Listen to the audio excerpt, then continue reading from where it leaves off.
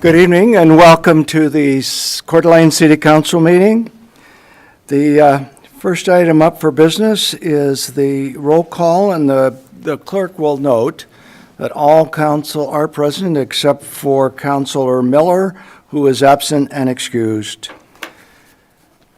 Next thing is the invocation. Is our pastor here? I don't see him.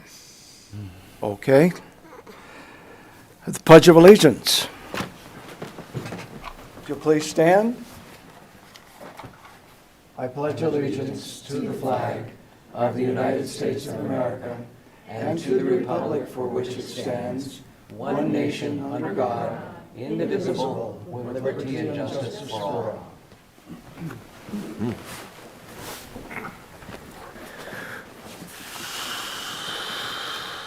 I thought about doing the invocation, but I get enough criticism already, so decided to pass.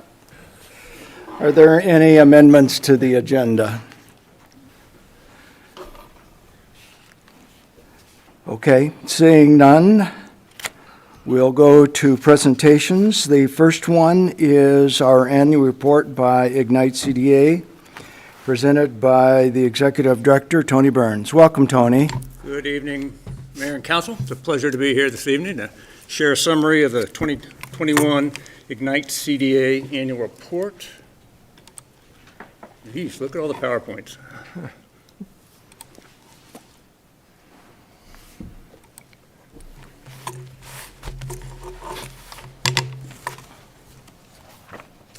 So just a little background for everybody to start off with. So the Ignite CDA is a Coeur d'Alene redevelopment agency.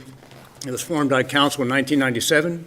It has 4 districts: the Lake District, which was established in 1997 and did sunset in 2021 in December. But as the way these districts go, we have until the end of this September in 2022 to finish projects that have already been approved. River District, established in 2003, sunsets in 2027. Atlas District, established in 2018, sunsets in 2038. And the Health Corridor District, established in 2019, sunsets in 2039.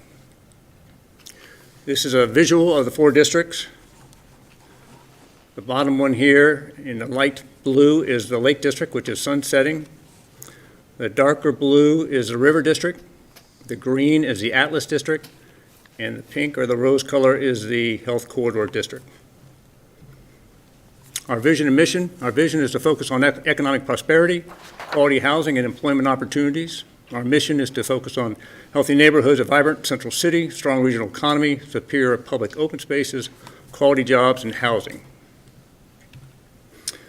The agency is led by 9 commissioners. We have Scott Hoskins as our chair, Olivia Metz is our vice chair, Brad Jordan, Mick Garman, Steve Whitmire, Jim Chapkus, Sarah Garcia, Dan English, Councilman Dan English, and Brennan Mandel. So I'm just going to kind of walk through a few of the initiative updates for you. The 4 Corner Master Plan. Just wanted to remind everybody this master plan was done quite a few years ago. It stretches from Independence Point all the way out to Belle Rive Riverstone. This is the old railroad right-of-way that is now controlled by the BLM and is leased to the city of Coeur d'Alene. Our first effort in partnering with the city was to kind of work on the eastern end of the master plan area with the Mullen Road element of the 4 Corner Master Plan. We then moved a little further west and kind of helped with the construction of Memorial Park. As you see, the skateboard park, parking, and different courts. We also partnered with the city and NIC on redoing the grandstand at Memorial Field. This is kind of a depiction of the completed project. And now I just wanted to share with you that we're working on the west end of that project area. This is out by Belle Rive Riverstone. We are partnering with the city on creating an extension of Lacrosse Avenue, as well as some surface parking lot here for public and safety access down into the Belle Rive area. This is the extension of Lacrosse up to Northwest Boulevard and the intersection. So that project will be completed and funded by 9/30/22.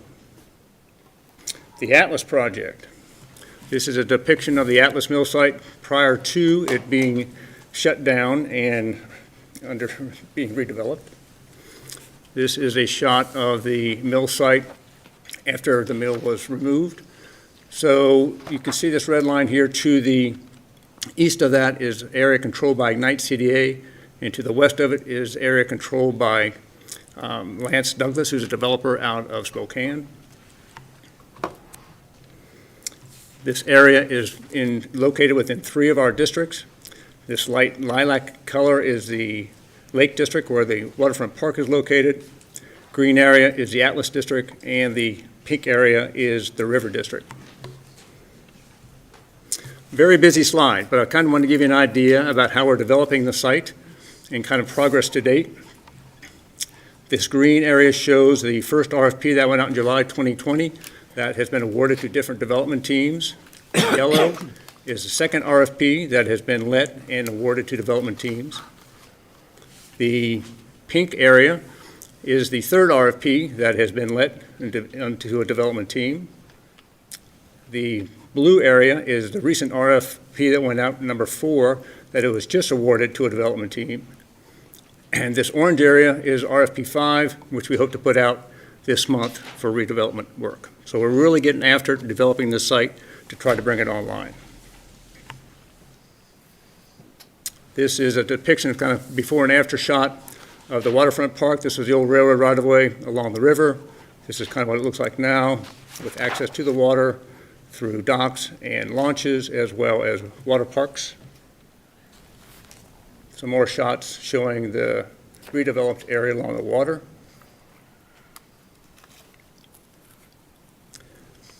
And a very actively used dog water park. Depiction of the site before the grass was turned to wonderful green. And this is a kind of a depiction of the west end of our site before the snow flew, so you can kind of see the roads being put in. This is another road layout here, some houses under construction. So we just want to show with you that there is construction ongoing at the Atlas project site. Mount Hink, this is located up in the northeast corner of the development area, and I won't talk about that now because that isn't another agenda item for later on the meeting. Health corridor. I think you have all been shown this slide here. This is the first phase of our district efforts up there was to conduct a traffic and mobility study for the geographic area.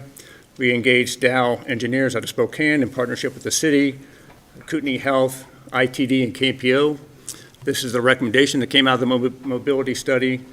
The pink areas, or the P designations, are kind of the low-hanging fruit to be kind of sought after in the first 3 years of the project. The green is is the early phase, denoted by an E for the first 4 to 7 years. The M's are the middle phase, 18 to 15 years out, and the L is the late phase, 16 to 20 years out.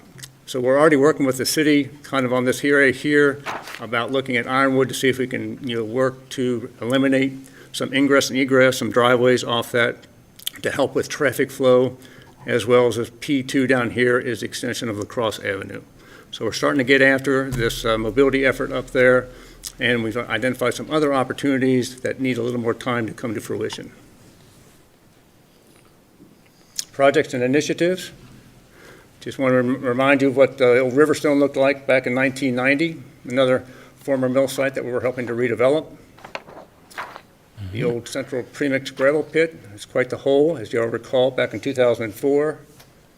And we have Riverstone Current. So the main, there's not many lots out in Riverstone left to be developed, and the current one being developed is by Parkwood with a wonderful apartment project going in place there. Former mill site redevelopment at the Mill River site is the old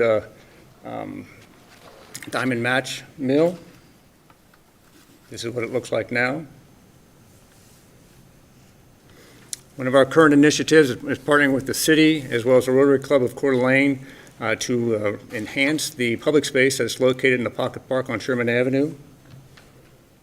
We acquired the property in unison with the Coeur d'Alene Rotary Club, and this is a vision of what it's going to look like once developed later this spring, and hopefully will be functional by June or July this year.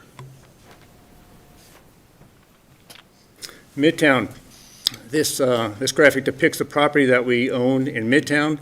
The red area shows the parcels that we are working with the developer on to redevelop, and the blue areas are surface parking lots that the agency plans to gift to the city in this calendar year. I'm happy to say that we closed on the red area with Midtown Ventures, so that bare land parcels as well as the 823 4th Street were sold last Friday. And this is the north end building that will be developed, 3 stories, active on the street level with commercial and retail, and then 2 floors of apartments. If you can all recall, several years ago, the agency gifted the property on Young Avenue to the city. This Tubbs Hill is over here, City Hall is up here. The city entered into an agreement with the museum to relocate the White House to make this the future location of the new museum. If we've all saw these pictures, this is kind of what it looks like right now. The agency agreed in this fiscal year to help fund site improvements to the city-owned ground to facilitate the museum's effort. This will involve new roadways, parking, landscaping, and ingress and egress. City also agreed to partner with the city on several projects in the Lake District before the termination of the funding projects are allowed by 9/30/22. These are the elements that the city came forward with that the agency agreed to help fund. Southeast Way, just briefly wanted to share with you, you all recall that we partnered with the city to redevelop Southeast Way between these 2 red lines. Put some wonderful roundabouts in there, and this roundabout will be a major ingress and egress into our area of the Atlas project. This is kind of an older photo without the activity, but I just wanted to kind of show you that it has been planned and plumbed to be an ingress and egress for that project. Additional key partnership projects that we've performed or partnered with over the years: McEwen Park, Croc Center, McEwen Terrace. It's a rather long list, but a lot of wonderful initiatives that the agency has partnered in. And briefly, our strategic priorities are still to focus on education, housing, job creation, job retention, public space, public parking, the Atlas project, and the health corridor. So we look at opportunities in all our districts for the first 5 of those where they can become a reality. So with that, I'll entertain any questions that you might have. Thank you, Tony. Questions? Dan? Well, I would just comment that from serving, on Ignite, as Tony mentioned, and on the council here, have had kind of a front row seat of some of the how urban renewal works. And I guess to my mind, it's always been presented, and I think it's a trade-off of things, is that the concept that, for a time, you take a specific geographic area and at a point in time you freeze the new tax revenue that would come in there, and then you concentrate it for things that wouldn't maybe get done otherwise, or they wouldn't get done as quickly. And then when it's all over, the idea that there'll be more taxes flowing, more revenue, public projects to the entities that it contributes to. And I think that it has worked well. Now, the legislature recently is kind of, about the time we're going to realize some of that to the underlying taxing districts, they're kind of diverting some of that, but that's topic for a different day. But I think it's hard to look at that list and not see, wow, this is a whole lot of things that have happened that I tell you, I can't imagine that all of that would have happened on their own, certainly not in this kind of a time frame, and the concentration of the energy, creative effort, and people really working on it. I think this is what it's produced, and for a lot of us, I'm a native here and stuff, and we never thought we'd get that chunk of waterfront probably in our lifetime or ever again. And at Atlas, there you go. It's there because of that. So yeah, I think there's a lot that we can be happy with. I mean, things you can criticize, and that's fine and all of that, but I think it has been a very worthwhile endeavor. Thank you. Dan? Thank you, Mr. Mayor. Tony, so we've never closed a district before. Correct. So, and the Lake District is grandfathered in at a longer period of time. Correct. So it's closing, it closed last year, but we still have the fiscal year to wind down all the projects. Is this correct? We get the tax increment funds from 2021 and 2022. Oh. So we'll be able to spend those funds in 2022 prior to 9/30 of 2022. So Okay, all the good. projects need to be done by that time. Because that was leading up to my next question, which is in Midtown Ventures, how's that going to be funded? Midtown Ventures, that was through a DDA, a disposition and development agreement. So we divested of the property to the developer. We have no other money in it. We just sold the land to him. And so now he, under this DDA, has the ability and the requirement to build what he said he's going to build. And this DDA document survives the end of the district. So it goes beyond the time and is a mechanism for us to control and to make sure that he builds what he said he was going to build. But there's no, there won't be any increment from that? No. Okay. But you still have, so he can't, we have he the- can't make radical changes beyond what you've approved? Right, but we have a contract with him that he has to build what he said he's going to build. And I know this is a little bit off of that topic, but one of my concerns is that Midtown parking lot. So was that a consideration when you did the Midtown Ventures as to the future of what's going to happen there? Well, those Midtown parking lots will become city assets here in this calendar year. We're going to gift those to you, and then you'll have control over what happens to them in the future. Excellent. Thank you so much. Other questions? Oh, you're getting off easy, Tony. Thank you. We also have a Community Service Award, Fire Deputy Chief Bill DeRuyter.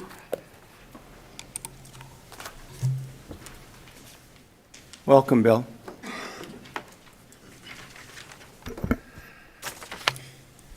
Mr. Mayor and the council, thank you for giving me the opportunity tonight to award Lowe's of Coeur d'Alene, our Coeur d'Alene Fire Department Community Service Award for 2021. I have Zane Dennison, the store manager, accepting the award tonight. Lowe's is being recognized for the award for their continued support of the fire department and the city throughout this pandemic. In fact, most of the hand sanitizer and wipes that I'm sure you've all seen or used has been donated from Lowe's. And not only during this pandemic were those donations accepted, but when the wildland fires started and bottled water was starting to get hard to find, they donated pallets of bottled water to us and to other departments throughout the county to keep the fire department, or to keep the firefighters hydrated fighting these fires. So with that, I would like to present Zane and the Lowe's of Coeur d'Alene his Community Service Award. Thank you.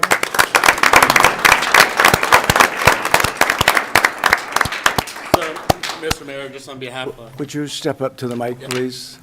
just on behalf of Lowe's, it's been a great honor to support the community. I think between the last 2 years, we're close to $100,000 that we've been able to donate between Bonner County, Kootenai County, and Shoshone County for both law enforcement, fire department, medical, and then through the wildland fires as well during the last 2 years. So it's been a huge honor to be able to partner with Bill and other agencies in the local community and support them through these last 2 crazy years. So thank you, sir. Well, the community thanks you, and the city of Coeur d'Alene thanks you for all the support you've given us. Thank you very much, and congratulations on the award. Awesome. Thank you, guys. Thanks.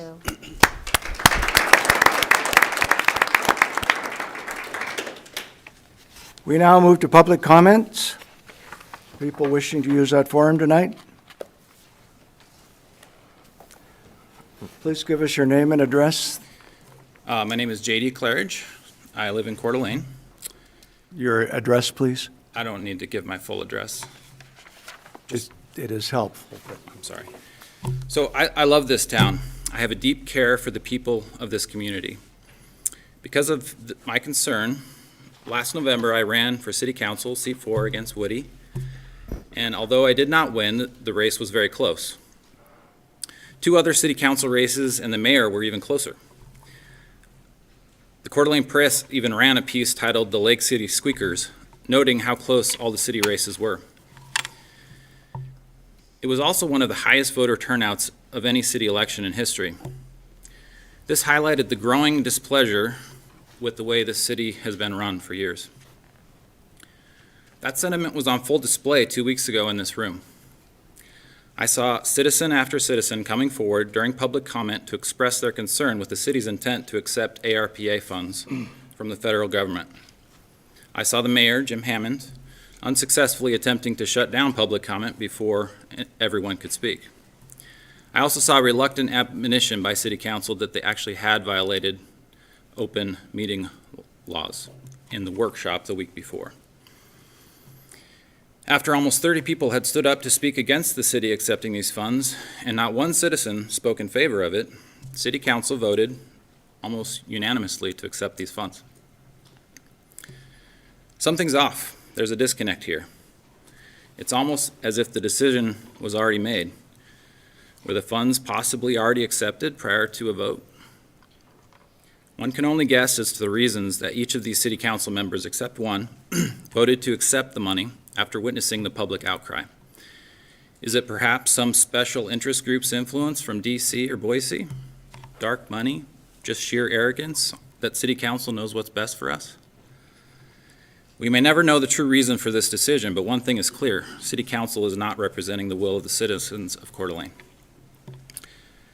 So what can a frustrated citizen such as myself do in this situation?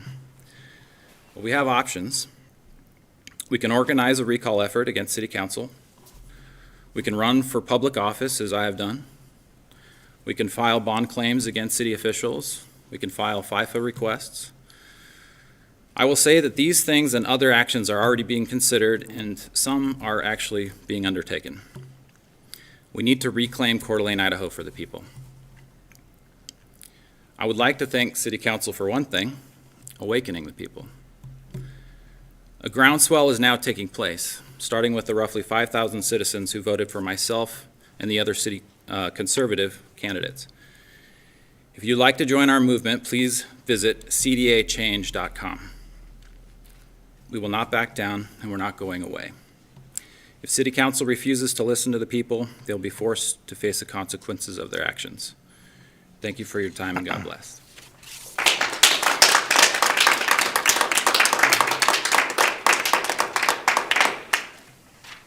Is there anyone else wishing to address the council?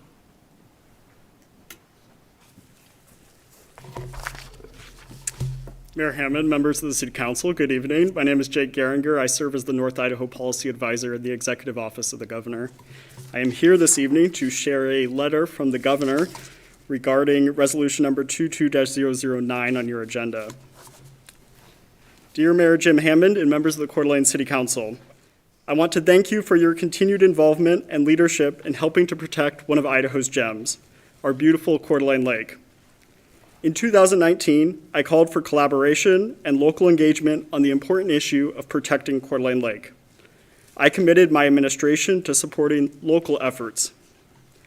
With your approval tonight, we will formalize the first agreement for funding through my Leading Idaho plan to move us forward in protecting this unique body of water that provides so many benefits to the people and environment of our state. The agreement marks a milestone in our efforts to successfully maintain and improve the lake's health. Success will require a common resolve among the region's governments and stakeholders. I commend the commitment that you, as city leaders, have demonstrated toward this cause for the benefit of our shared Coeur d'Alene constituents, as well as the visitors to this great state.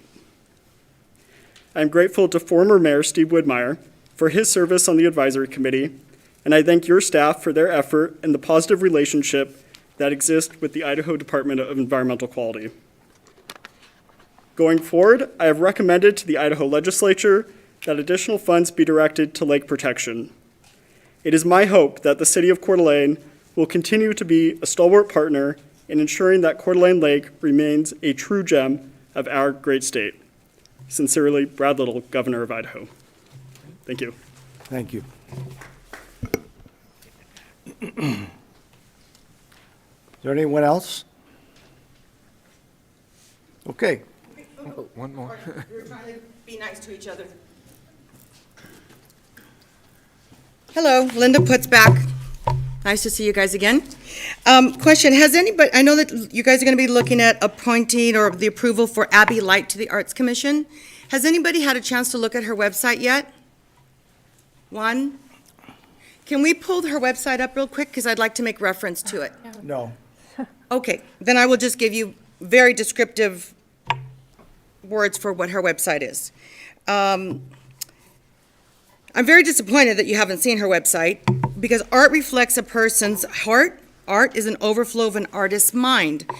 Art should reflect beauty, it should inspire, it should motivate. Art should cause reflection and should activate positive musings.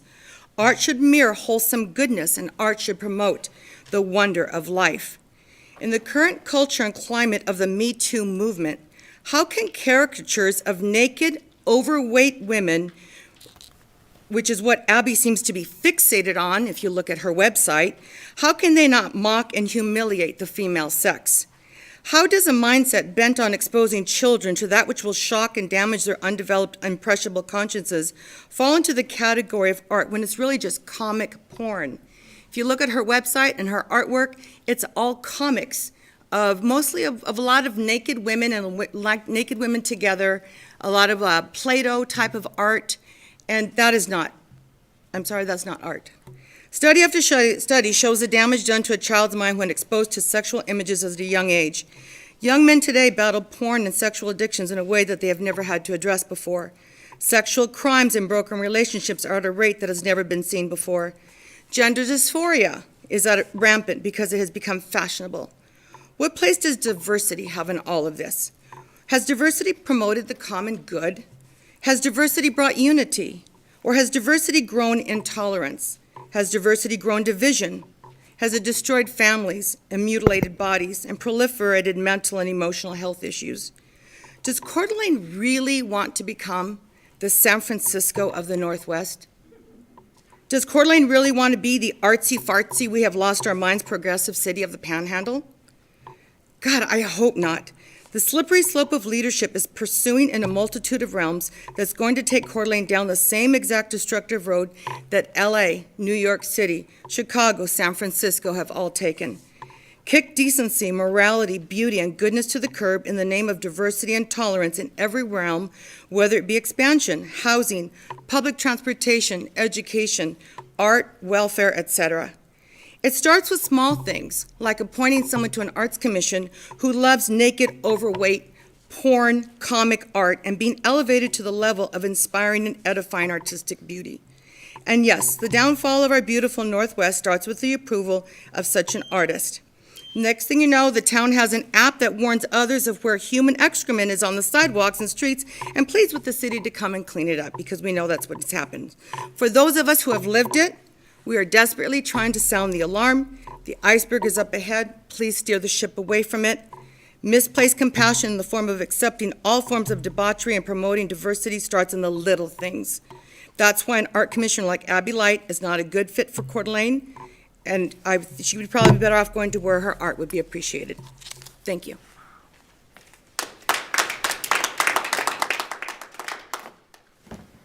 Anyone else wishing to use that forum?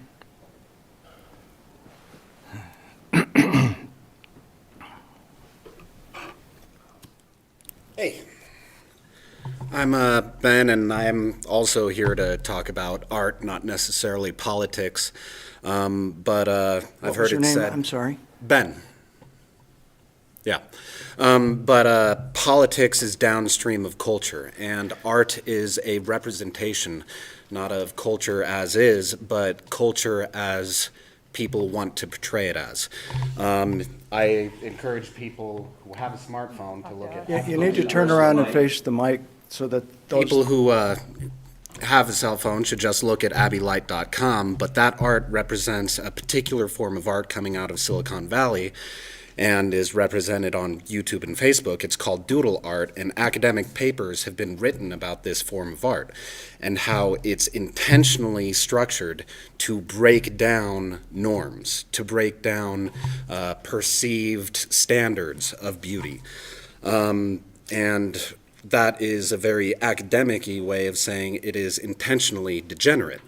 Degenerate of culture, and specifically of the culture that is represented by Idaho. I mean, Idaho is a place where people move to in large part because it went so hard for Trump. It is a very conservative state, and to have outside money, and she's from Canada, Silicon Valley funded money to actually subvert the culture through art is very troubling to me. And anyone who looks at that, it's troubling to them too. Why not only have someone who promotes pornography, but who has an academically prescribed agenda to actually subvert cultural norms and standards of beauty? Standards of beauty should actually be upheld and promoted by art, not subverted. And I believe that that is what the current Art Council seems to be pushing. And I would encourage Mayor Hammond and the rest of City Council to actually embrace democracy. The actual will of the people in this area is fundamentally conservative and traditionalist. And to have art that is more globalist in nature is subversive of the actual will of Coeur d'Alene. And that's all I got. Thank you.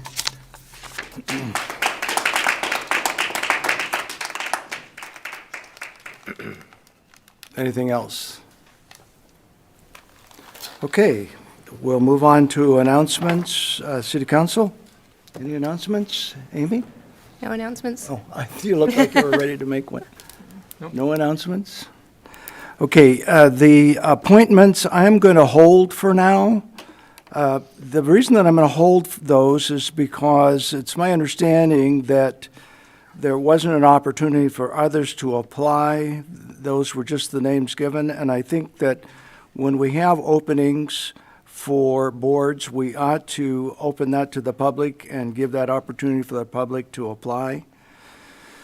So we'll hold that motion for now.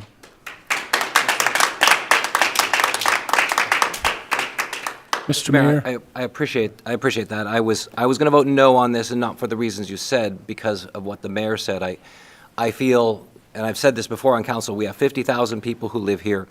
We tend to have very exclusive committees. And in this case, the two people, and I went to her website, I don't have an issue with that. But I don't think a committee should appoint its own members, because then you have ossification of the committee. And I don't think staff should be appointing members to committees either. It's this man's job to do it, and I think, and I've encouraged people to apply to the committees. I've also spoke with the mayor about this yesterday, so the city can start sending people notices that, yes, we've received your application, I'm sorry you weren't selected. I think it'll be much more representative, Mayor, and I thank you for making that decision. We have the consent calendar before us. Mr. Mayor, I'd like to move for approval of the consent calendar as presented, including Resolution 22006. Second. We have a motion and a second. Discussion on the motion? Hearing none, will the clerk take the roll, please? Gookin, Yeah. Evans, Yes. Wood, Yes. English, Yes. McEvers. Yes. We also have a resolution, and there is a staff report by Chris Mosley. Oh, Kathleen. Welcome, Chris. Thank you, Mayor and Council.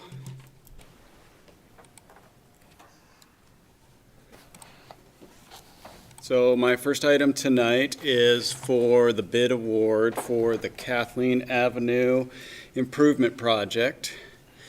This is the section of Kathleen Avenue we are going to construction on, hopefully. This is US 95 over here, Government Way over here. And all this line work is just what is going to be done, but I'll get into that now.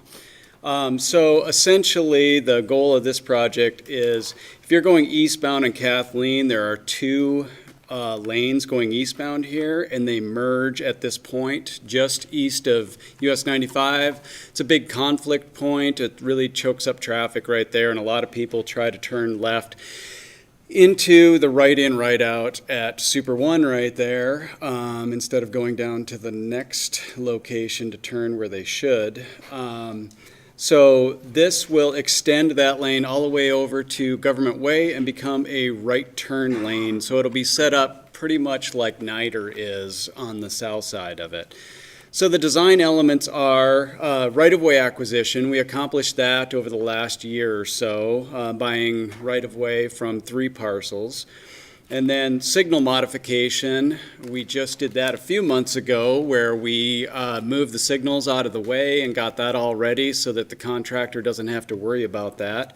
Our next task is to install our storm drain facilities, which I'll get into on the next slide here. And then we will be widening Kathleen Avenue to the south like I described, and we'll be filling all the sidewalk gaps. Currently, there's no continuous sidewalk on either side of Kathleen from 95 to Government Way. There's a break in there somewhere on either side that you travel. So then when we finish all that, then we'll just be overlaying all of Kathleen or the parts that are old and that we're not touching so that it all looks like a new road when we're done and gets a lot more years of life out of it. So the stormwater facilities, Crown and Royal are 2 of the streets that go north off of Kathleen. Those are lower volume streets, and so what we're planning to do is use these R-tank stormwater facilities that are shown here that look like milk crates, and those store the stormwater and then filter it through a sand compost filter underneath them. We chose these 2 streets because of low volume, and then if we have to get in there and do some maintenance, we don't have to shut down Kathleen again to do that. We were really pinched for right-of-way in this area, so we really couldn't build street-side swales or anything like that. So traffic control for this project, we asked the contractor to maintain 2-way traffic during construction, and they have to maintain pedestrian traffic also. So I think the goal here will be to finish the sidewalk on the north side, and then they can move to the south side where most of the construction is going to take place. Local access to the businesses has to be maintained. And the most critical one that we were looking at is Home Depot because they get a lot of traffic in and out of that approach. We met with the manager there, and they gave us some time, some short closures that we could close it. We're going to have some detours set up to go around there, but at some point, the approach is just going to have to be closed to replace it. And the goal is to have this whole thing done before Memorial Day. So we put out advertisement for bids, and we got 4 bidders who were proposed on this. The low bid was from Selland Construction. I know you can't read any of that, but I tried to make the contractor names and their prices a little bit larger so you could at least see that. But Selland Construction was the low bidder at $926,660. So we ask that you award this project so we can complete construction of the Kathleen Avenue improvements. I would stand for any questions. Questions? Dan? Thank you, Mr. Mayor.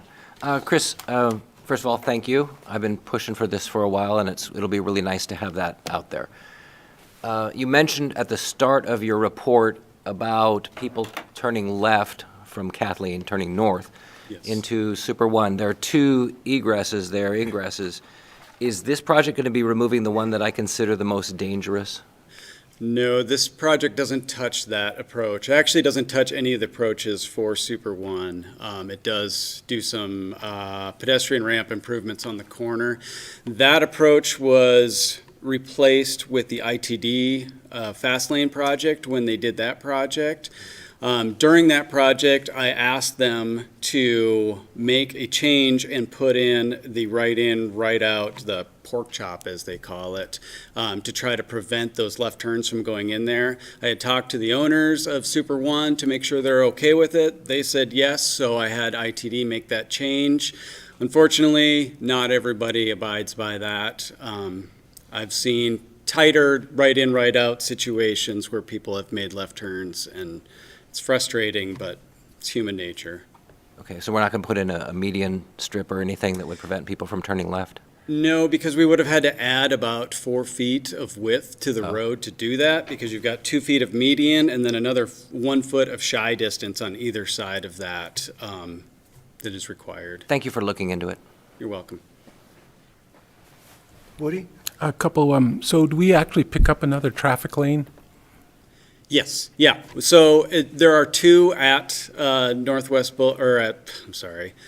US 95, and those merge into one. They will continue as 2 all the way to all the way over to Government Way. Currently, with the US 95 fast lane project, they installed 2 left turn lanes going southbound off of US 95, but they ended up closing one of those and bagging the signal head so that it wouldn't be used until we finish our project. Once we finish this project, ITD will open up both those left turn lanes and make that movement off 95 more efficient. So we do pick up a whole nother lane Correct. on Kathleen? Yes. Okay. The other question I have to ask, are bike lanes coming to Kathleen? Yes, they are. I'm so sorry. It's a complete street. Scary, I would think. It's not going to be a 4-footer? They will be 5 feet. Oh. So it's the same that is on Kathleen west of 95, all the way out to, well, past Ramsey, out to the Prairie Trail, and then east of Government Way to the 4th Street roundabout. Okay, thank you.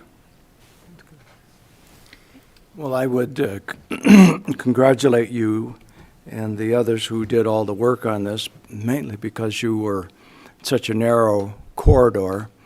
And even with the right-of-way acquisition, I know it was still a real challenge to try to fit all of that in there, and I wondered about that when the fast lane came through. Any other questions, comments? Okay. Thank you, Chris. Yes, Mr. Mayor, I would make a motion. okay. Thank you. Very straightforward, good presentation, Thank thank you. I'll make a motion to approve resolution number 22-007, approving a contract with Sullen Construction Incorporated for the Kathleen Avenue Improvement Project in the amount of $926,660. Second. We have a motion and a second. Any further discussion on the motion? It just kills me to see that it's that much money to do that little bit of work. Right? Paid for with impact fees, though. Seeing no further discussion, will the clerk take the roll, please? Evans? Yes. Wood? Yes. English? Yes. McEvers? Yes. Googan? Aye. Thank you. Thank you, Chris.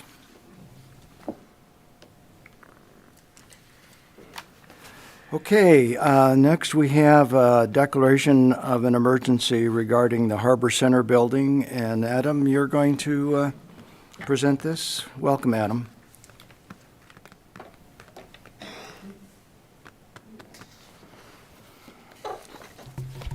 Good evening, Mayor Hammond and Council. How's everyone? Where is it?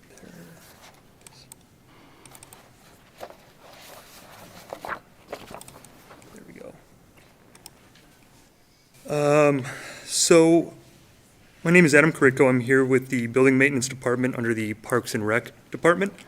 And I'm here tonight to request that council make an emergency declaration under the Idaho Code 67-2808 to have the Harbor Center roof repaired from the November 15th windstorm of 2021. That windstorm did significant damage to the roof, resulting in near 40% loss of that roof. I have some photos here to show the extent of the damage. And this was the morning after that storm rolled through. Wow. yeah, is pretty significant. So it left a majority of the decking as well as close to 120 feet of that ridge line exposed. And we were rushing to get the damaged material off the roof as well as have the roof weatherproofed for the time being. Between that time we had it weatherproofed, we did get some rain and had some interior water damage done to the building as well. But within, I want to say a week or so, we had the building, and it's the skylight as well, it had some more damage to it. And that's the weatherproofing we have right now. What we're asking for is to move forward with a replacement roof of composite asphalt shingles. We've consulted with our building inspection department, who have approved the replacement of the asphalt shingles as well. The quotes for those range between $375,000 down to $167,000, and we're looking to go with the lower of the two quotes at $167,000 for replacement. Questions for Adam? I just have one. Yes. Adam, I have one question. What is the lifespan? of The replacement roof is a 50-year warranty from the manufacturer as well as a 10-year warranty for craftsman or workmanship from the contractor, and it's rated at 130 mile an hour wind rating. Great, thank you. Further questions? Yes, Dan. Thank you, Mr. Mayor. So, Adam, I'm a little puzzled about the emergency thing here. Because the emergency clause allows us to go out and not accept bids, but yet you accepted bids. I have not accepted bids, I've just sought out bids, and with that, we're going with the lowest of the Okay. bids that were So presented quotes. to us. So what's the emergency then? I Well, mean, the- I know it's a necessity, but, Yeah, the emergency would circumvent the formal bid process and all of that. So if you were to approve the emergency declaration, we could move forward feasibly tomorrow with ordering the materials and securing a contractor who could get the work done as soon as the weather permits, around 40 degrees, and they expect that project to take about 2 weeks. So really, it's to help us get that roof on there sooner than later. okay. And I don't know, if a few other photos as well. And that's what the roof looks like today. We had to extend more of the temporary weatherproofing as well around the skylight and that overhang to prevent further water damage. Woody? A couple questions, Adam. So you guys, in-house, you did all that? You took all the old stuff down and you put that up? No, we had to contract that to get that metal off that roof safely and to get that secured in, and the contractors did that probably within 16 hours to get that done that fast with the rain and snow. I mean, the damage couldn't have happened at a worse time. It was November and mixture of rain and snow coming down in the forecast. So we had to contract that work out to get that roof to that condition. Okay. And this, I should mention too, this is all an insurance claim as well. So the city would only be out the deductible, which is about $5,000. Thank you. Good Further job. questions? Entertain a motion then? Mr. Mayor, I'll make a motion to approve resolution number 22-008, declaration of an emergency pursuant to Idaho Code 67-28081A, to authorize the Building Maintenance Department to order materials and hire a contractor to replace the damaged roof at the Harbor Center without the need to seek formal bids. Second. Motion is second. Further discussion on the motion? Will clerk take the roll, please? Wood, Yes. English, yes. McEvers, Yes. Guggen, Aye. Evans. Yes. Thank you, Adam. Thank you. Thanks. And we'll welcome back Chris.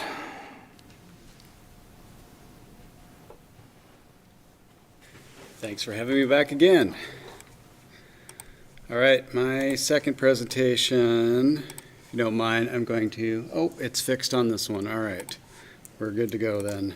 My arrows kept moving around, so it didn't make sense.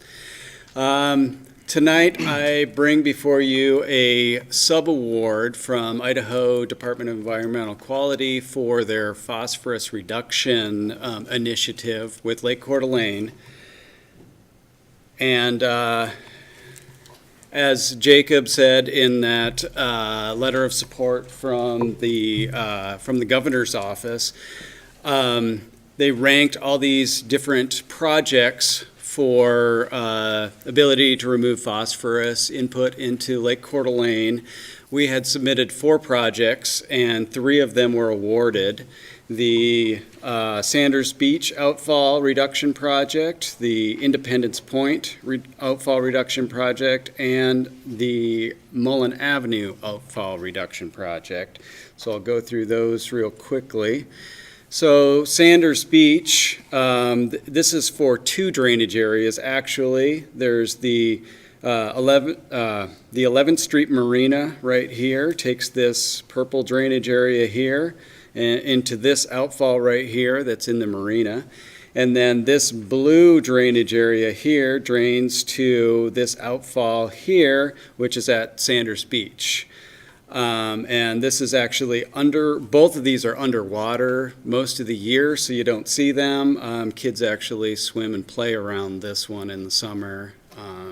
If they only knew how dirty that was, but we're working to clean this up. So, second project is the Independence Point outfall. This orange area here represents the drainage area. This down here is where the outfall is. And here it is behind the wall down by the resort in Independence Point. If you look over the wall while it's raining, you can see the water pouring out of there. And then lastly was the Mullen Avenue project. This one's a rather small one. There are only this series of about 6 catch basins here that go to this outfall that is right along this creek here that runs along ITD's I-90 right-of-way. And so with all 3 of these projects, the goal there is to contract with an engineering firm to come up with ways to treat the stormwater and either dispose of it into the ground like we do with swales, cleaning it up through vegetated swales, or with those R tanks that I spoke of on the Kathleen project, where we'd have a filter medium under them to filter that. The goal, though, is to take the initial, or they call it the first flush of stormwater off of these outfalls. That's the one that catches all the pollutants that are on the roads and washes them into the water. If we can catch those first flushes, we're doing a huge benefit to the health of the lake. But we want to take off much more than that. We're going to see how much we can take off, and that's why we're getting engineers involved. So we already have a contract with HMH Engineers for the Sanders Beach Outfall project, and they've begun work on that one. With these next 2, once the grant has been signed and turned back into DEQ, we will start looking for consultants to work for on these other ones. And so with that, I would ask you to approve the subaward for $695,000 with Idaho DEQ. And I would stand for any questions. Questions from the council? Woody? Do you have any active, how many acres of water that you're going to be pulling out of the lake like you did over there on 95? Do you have any idea? So let's see. I believe that Sanders Beach, that area was about 76 acres. The Independence Point, I think, was about 115 acres. It was over 100. The Mullen Avenue one is pretty small, but with that one, we're actually looking at a partnership with North Idaho College and a filter system that they're developing so we can test the stormwater before it gets in there and as it comes out to see how beneficial it is and see if it has more applications. And you were pretty excited about those milk crate things. Do you think that's going to work in most of these places? You just have to find a spot for them, is that right? Finding real estate for those is going to be a lot easier than finding it for the swales. Our main goal will be to reduce the amount of outfall volume through swales because we're familiar with it. It's, a tested science there. I mean, our tanks are too. We just haven't used them around here. So we will fall back on those where we can't fit the swales in, but we're going to look for a combination of the 2. That's awesome. So this 695 is hopefully going to cover everything, yes? Or is it just design? Oh, no, that's for construction also, and what it doesn't fund, I mean, we'll go as far as we can with the money is the goal here. All right, thank you. Mr. Mayor. Yes, Christie? Thank you.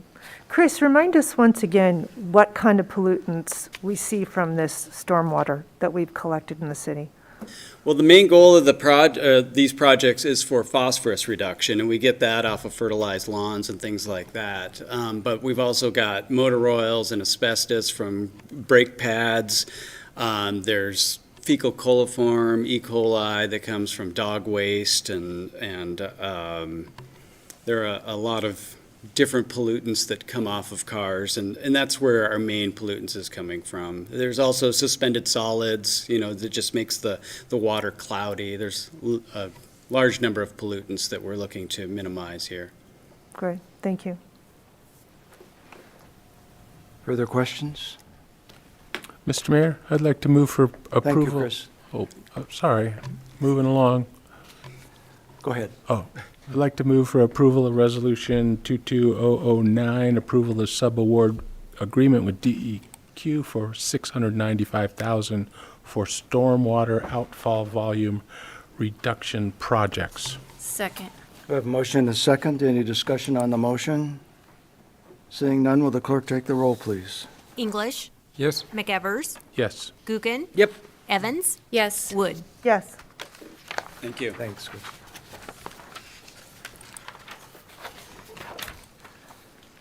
Okay, we have one more resolution before the council, a memorandum of understanding with ITD. And our city administrator, Troy Tymason, will present that. Good Troy? evening, Mayor and Council. Thank you. Yes, I am going to bring in some talented individuals and an engineer, if necessary, which it will be necessary. Why now? There's a window of opportunity to take advantage of the winter-like conditions we have and a cost savings to do this, and the fact that the Idaho Transportation Department is seeking the city of Coeur d'Alene being a signer on the memorandum of understanding. So that's why it's coming to you at this point, and there has been a lot of good back work that is done. City of Coeur d'Alene has been a partner in getting some other material moved once upon a time, and the Kroc Center sits on it. So if you know where the Kroc Center is, there's a pit directly east of that we are referring to as Idaho Transportation's Pit on Ramsey Road. That site they call the 40-acre site. It's because it makes up almost exactly 40 acres. So in this presentation that Mr. Boyd will greatly assist me with, you're going to learn about the history and some of the positives that can come out of this. It won't all happen tonight, but over time, with the transition of this property potentially coming to the city, we'll show you a nice picture of what it may be sometime in the future. There is an impact anytime we look to move large sums of material. And we are showing you tonight a potential of closing the Prairie Trail from about mid-February to June 1st to use off-road dump trucks to move thousands of cubic yards of material that we refer to as Mount Hink. If you go over to Saltese Way, you'll see that pile of log debris is being worked through and checked out for any environmental concerns, as well as harvesting sawdust, separating it. So with that, I will bring Phil forward, knowing that you have a couple options at the end of this for the history and all the good technical questions that he has prepared to answer. How about that, Phil? Thank you. Welcome, Phil. Thank you, Mayor Hammond. You guys are getting a load of presentations tonight. Thank you, Mayor Hammond and Council. And as Troy said, he wanted me to give a little bit of history so the Council kind of saw the entire picture of why this has boiled down to those two questions you have in your staff report. I wanted to give you guys your bearings. I know you've probably seen this image before. Certainly, Councilmember English and Wood have seen it before. This is an overview of the Atlas development. Saltese Way is up here at the top. Riverstone is over here to the east. The area that we're talking about is Phase 4 over here. Tony had this in his presentation as well, and you can see how the progression of the development is moving forward. This area has always been an area that was intended to be recreational space, because at the time Ignite did the financial feasibility report in 2018, the economics were not there to justify moving it. And I think, as everybody knows, real estate has taken off. And so as we've moved forward, we kept thinking about Mount Hink. Is there an opportunity to move that? And former Mayor Troy, city leadership have been kind of pushing on Ignite, not pushing, suggesting you guys need to really keep looking at this and see if we can't do something with Mount Hink and move it. So we've been studying the economics of taking that pile and moving it, or taking that pile and processing it into marketable materials and either selling or giving those materials away to reduce the height of it. The latter option has a lot of time associated with it to absorb that kind of material into the marketplace. This is a view, obviously in the fall, before we really started working Mount Hink. You can see the pile temporarily growing because we're excavating other pits that are down in this area that are filled with sawdust, and temporarily stockpiling it up in here. So, as I mentioned, this was what the master plan was planned to do, is make it recreational space, because that's what the economics kind of dictated. If we were to just leave it there temporarily, this is a topographic map, and if you're used to reading those, you can see this is a very tall mountain that we would just push it up into a big pile, leave it there, and then slowly process it over time. So what you see there now might be there a while if we elect to just process it and give it away or sell it. The other option is to, if we move it away, what could we do with that area? And we could develop it into a, higher density development, putting more homes in here, potentially townhomes in there. Because once the soil's moved away and we get down to the structural soils, we could redevelop that area into a subdivision. This is another more dense configuration. Southeast Way is at the top of the screen. This is Riverstone over here, and Suzanne headed into the park. And you can see this is a very dense configuration here. Higher density potentially lowers the price point of the product that might be available there. And I think we've all been hearing about workforce housing, and that might be a potential opportunity here. So how do we move Mount Hink? There's two options that we've been looking at with LaRiviere, Ignite's contractor down on the Atlas project. Tommy LaRiviere is here tonight in the event you guys happen to have construction-related questions. But we've been working on this for several months about how do we move that mountain of material from this pink area up to the green area. One route is to haul it on road, which is the red route.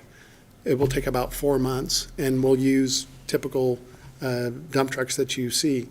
The other option would be to close the Prairie Trail in this alignment here, use a combination of on-road trucks and off-road trucks. And if you've driven by the site here, you might have seen the big off-road trucks working there. They haul about 3 times more volume of material. But more importantly is that the cycle time, how long it takes the truck to get from point A to point B, is much faster because you're not going through 5 signals, you're going through 1 signal. But the trade-off is you would end up closing the Prairie Trail.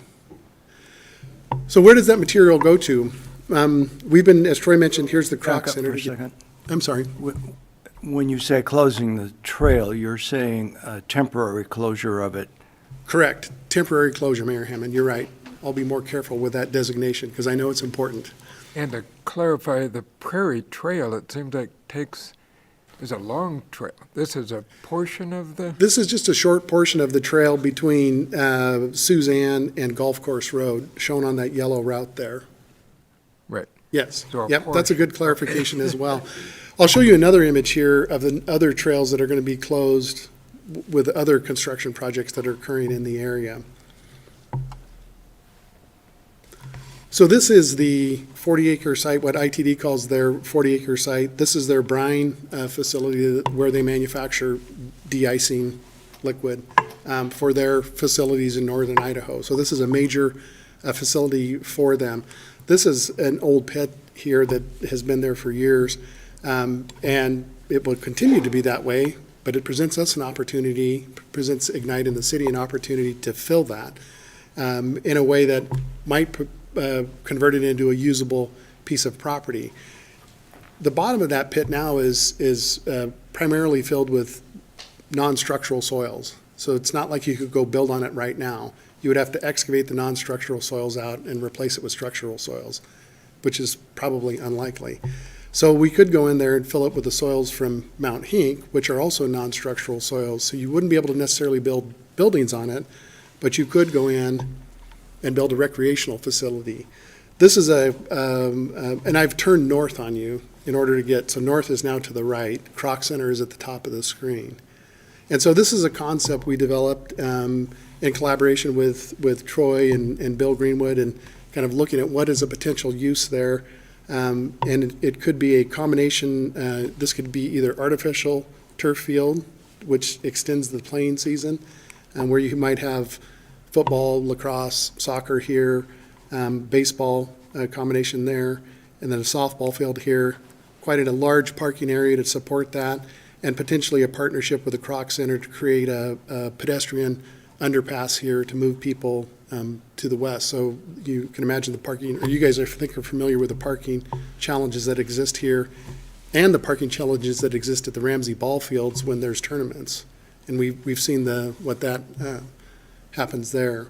So this is, again, just a concept, but by filling that hole with material, it presents a potential opportunity to create usable recreational space. Well, the next question is how does that happen if ITD owns it? How does the city acquire that? And that's one of the things that Troy and I have been working on with District 1. What do they need to have happen in order to transfer that land? And transferring land between the state and a city is not terribly complex. The one challenge that ITD has here is it's very difficult for them to get their large vehicles into here to the brine facility, a big tanker truck. Think of a big fuel truck. They bring the material in here and exit from there with those big brine tanks. Right now they use Marie, and the snowplows also come in here to fill up, but when this left turn bay has a car sitting in it, the plows can't turn right. And so they sit there, the light turns green, they can't turn right, traffic backs up behind them. And so, of course, the traffic sees that it's an ITD vehicle, so they call ITD and say, your plow is blocking the intersection. And plows will sit here for 2 or 3 cycles and back that intersection up. So as Troy and I work through with ITD says, well, we would consider a land trade with you if you will fix our right turn problem. So our first stop was to look at that intersection and fixing the right turn problem there. That's roughly an $800,000 or $900,000 project to fix that. As we continue to work with LaRiviere on figuring out how to get Mount Hink here, we developed another idea. Actually, Tommy developed this idea of using a drop right in here. And again, if you guys have your bearings, here's Marie, Ramsey Road. And if you just think of not a sharp right turn, but kind of a tapering right turn. The reason we use a tapering right turn is so the vehicles won't slow down as much in the northbound lane when you're a big vehicle to make that turn. So this is our design vehicle is called a WB67, which is a very large design vehicle. You can see this is the turning movements for it. We would temporarily use this to haul material in there. And once we're done using the temporary nature of it, the city might elect to, at a future time, turn that into a permanent right turn as part of your potential transaction with the state of Idaho to acquire that property. So I know I've thrown a ton of information at you, and Mayor Hammond, I might stop there if there's questions on that, or I can forge ahead on the trail discussion. Other questions at this point, Council? Woody? Just a couple. So to get the right turn before this happens, this cool idea, you have to put 900 into that corner where Kroc is?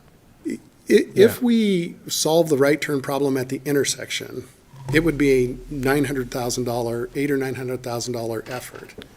An alternate to that is to put in this drop right, which we're going to go build as part of our hauling the material in here.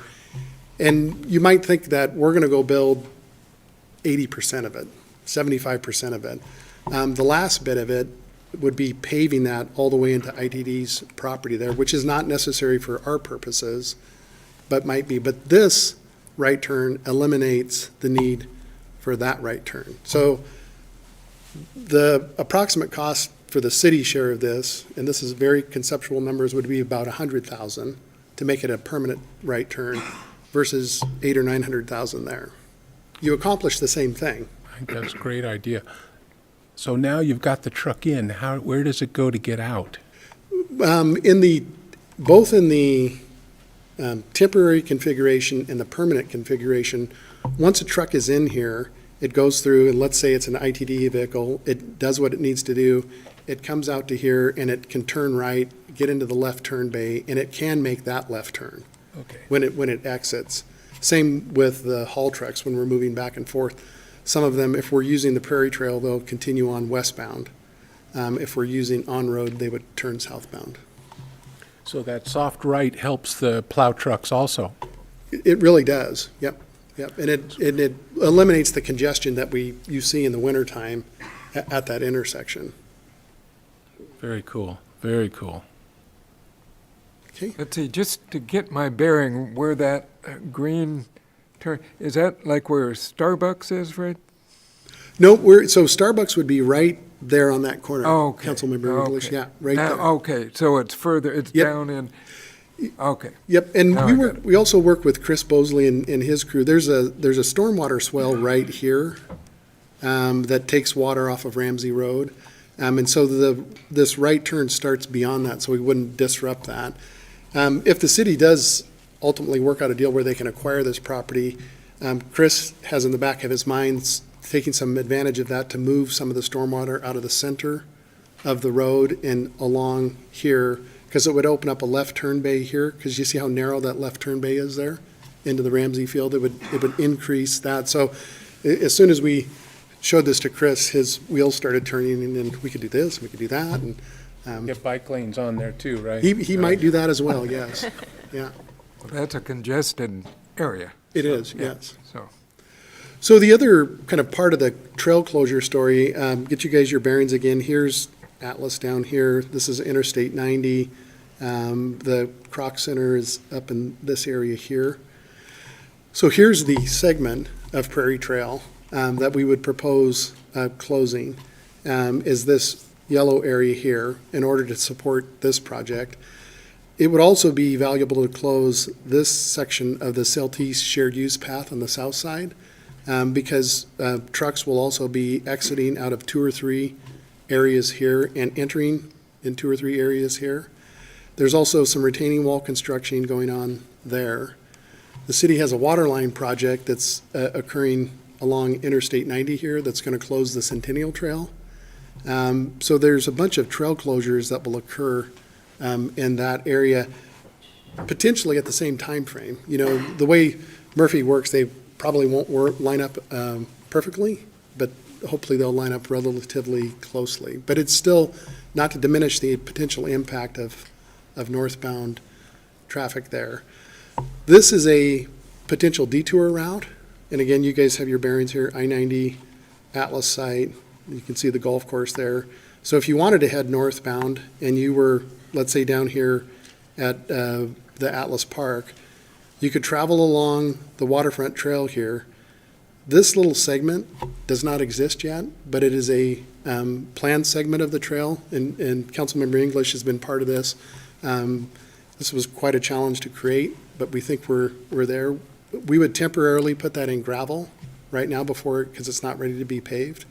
You would cross Celtice Way here, continue up Atlas Road, and then you'd have to move through the neighborhood here. So it's quite a lengthy detour, but it's possible. So that kind of rounds out the picture. And as Troy mentioned, there's probably 2 questions for council. One is the MOU with Ignite. As Troy mentioned, ITD wants the city to be a signatory to that agreement because it lays out the terms and conditions under which ITD will allow Ignite and the city to haul material in there, and that's been in your packet. And then the other question for council is a temporary closure of the Prairie Trail, a segment of Prairie Trail. Christie? Thank you, Mr. Mayor. Phil, Thanks, that's exactly what I wanted you to go back to. I'm glad you put some thought into a detour.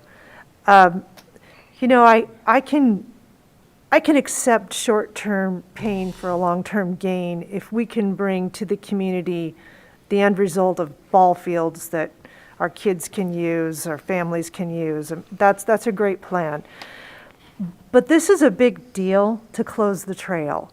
Because once you have something and you use it every day, and you know I use it almost every day. Yep. Now, I can work around that because I'm retired. My dog and I can figure it out. We'll get in the car and go somewhere else. But a lot of people are using it on their lunch hour. They can't figure it out. Ironman people are using it. And so it is a big deal. But aside from just the people who use it for recreation, if you'll look up there, right by Golf Course Road, in between the I-90 overpass and Golf Course Road, that small section, all those people that live in those apartments across from the Croc and then up behind Winco, they walk down every day and they get on CityLink, walking under that underpass. And so I don't know what kind of alternative route. I mean, they have to be able to get to CityLink. And so we have to give some strong consideration, and we just have to figure that out. They just can't be cut off from getting to CityLink. So anticipating this idea, we actually looked at an alternative to not completely closing the route. And like anything, there's a trade-off, right? There's the cost-effective approach is to just close the trail because it's the safest and it costs the least amount of money. There is an option that we've been studying and working on and talked to Chris Bosley and Bill Greenwood and Monty McCulley, Tommy LaRiviere, Tony and I have been looking at it. And the idea is to actually use something out of Monty's, the Parks Department master plan for shared use path. And this is your shared use path master plan, where the city actually ultimately wants to have connections.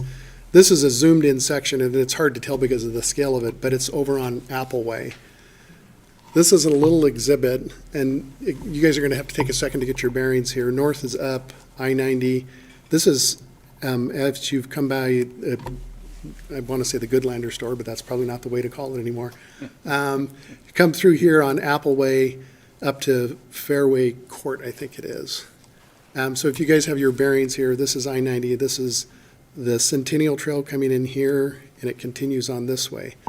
This is a more expensive and more complicated option if we were looking to keep this little segment of trail open. Because what it would do is we would use jersey barriers with fencing on top of it to isolate the big off-road trucks. And if you've seen an off-road truck go by at 40 miles an hour, they're moving along. And we would have this pedestrian corridor here. We would need to go construct this shared use path up to Apple Way. And we would end up having to flag these two intersections here because if someone was coming eastbound or westbound on the trail, there would be trucks crossing right here.